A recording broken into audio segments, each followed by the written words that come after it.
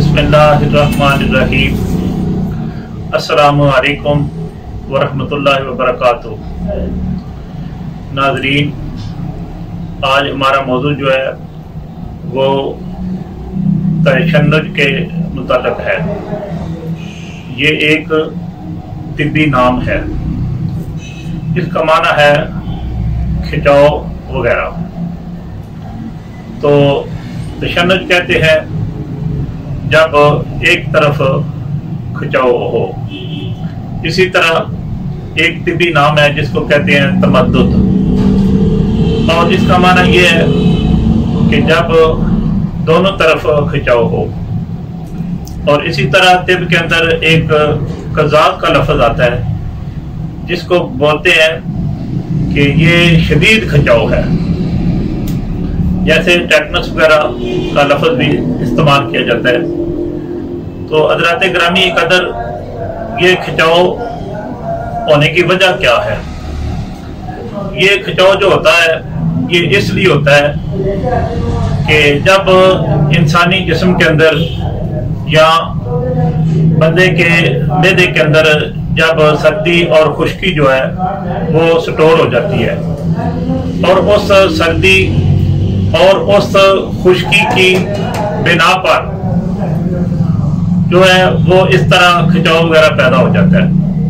तो जब सर्दी और खुश्की होती है तो याद रखें, ऐसे मरीज की जब हम नब्ज़ देखते हैं तो उसकी नब्ज़ जो है वो हमें मुशर्रफ मिलती है, यानी कि पुर मिलती है और मोटी होती है, और तीसरी उंगल के ऊपर उसके स्ट्रोक जो है वो हम महसूस कर सकते हैं। इसी तरह जब हम ऐसे मरीज का करोरा चेक करते हैं तो वो सुर्खी माइल सफेदी होता है, यानी सुर्ख होता है लेकिन साथ ही वो सफेदी माइल भी होता है।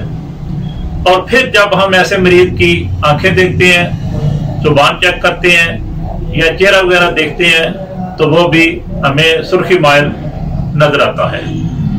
तो हज़रात ग्रामी कदर, ऐसे मरीज जो होते हैं उनको कब्ज़ का भी आर्जा लायक हो जाता है, और उनके जो हिसाब है उनके अंदर खिंचाव काफ़ी हद तक महसूस हो जाता है। और फिर ऐसे मरीज जो होते हैं उनको साथ साथ तबखीर जो मैदा होती है उसके अमराज भी पैदा हो जाते हैं। तो हज़रात ग्रामी कदर, इनका जो इलाज है वो उज़लाती गुद्दी से लेकर गुद्दी उज़लाती तक जो मेडिसन है फार्माकोपिया की, वो इस्तेमाल करवानी चाहिए। और साथ ही यही 3 नंबर और 4 नंबर जो ग़िज़ाएं हैं वो साथ मरीज को इस्तेमाल करवानी चाहिए। इसी तरह जो तरीक़े तशन्नुज का नुस्खा है बड़ा कामयाब फार्माकोपिया के अंदर मौजूद है। अगर वो इस्तेमाल करवाया जाए तो उससे भी मरीज को बड़ी जल्दी अफाका जो है वो हो जाता है।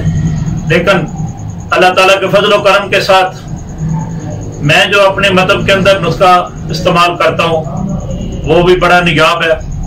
और अरसा 26 साल से अल्हम्दुलिल्लाह कई दोस्त अहबाब जो तशन्नुज की हालत में चले गए थे, खिंचाव की हालत में थे, तो अल्लाह ताला ने उनको सेहत आजला व कामला से नवाजा है। वो नुस्खा मुबारका जो है वो मैं आपकी खिदमत में पेश करता हूँ। उसमें आपने ऊत जो है सलीब असली वाली वो लेनी है, और उसके बाद आपने ज़ाफ़रान लेना है खालिस 1 नंबर, और उसके बाद आपने मुसब्बर जो है वो जर्द लेना है, और इसके बाद आपने कुंदर लेनी है, और हीरा हिंग असली 1 नंबर वाली जो है वो आपने लेनी है, और छठी और आखिरी चीज जो है वो जुंद बदस्तर है। ये सारी चीजें आपने लेकर पहले इनको साफ करना है, और साफ करने के बाद फिर आपने इनको ग्राइंड कर लेना है। चाहे तो आमदस्ता के अंदर इनको कूट कर आप पाउडर बना सकते हैं। अब इन चीजों का आपने क्या करना है, हल्की सी अगर आप इसके अंदर पानी मिलाते हैं या शहद वगैरह मिलाते हैं तो ये गोली बनाने के काबिल हो जाएगी। तो मसूर के दाने के बराबर आपने ये सारे मरकब की गोलियां वगैरह बना लेनी है, और 2 गोलियां आपने सुबह, 2 गोलियां आपने दोपहर, और 2 गोलियां आपने शाम को खाना खाने के बाद। जो तशन्नुज वाला मरीज है जिसको کھچاؤ وغیرہ ہو رہا ہے، چاہے وہ ایک طرف ہے چاہے دونوں طرف ہے، چاہے وہ شدید تشنج کی حالت میں ہے، شدید یعنی کہ وہ کھچاؤ کی حالت میں ہے، آپ اسے یہ میڈیسن جو ہے وہ استعمال کروانی ہے ایک قہوے کے ساتھ۔ وہ ہمارا قہوہ بھی بڑا مجرب ہے، اس میں آپ نے دیسی اجوائن دینی ہے چٹکی پر، اور چٹکی پر آپ نے تیز پات لینا ہے، اور آپ نے تھوڑا سا پودینہ لینا ہے۔ تو یہ قہوہ جو ہے نا وہ آپ نے بنا کر صبح و دوپہر شام کھانا کھانے کے بعد 2 گولیاں استعمال کروانی ہے۔ انشاءاللہ بفضل تعالیٰ اللہ تعالیٰ ایسے مریض کو صحت کلی عطا فرمائیں گے۔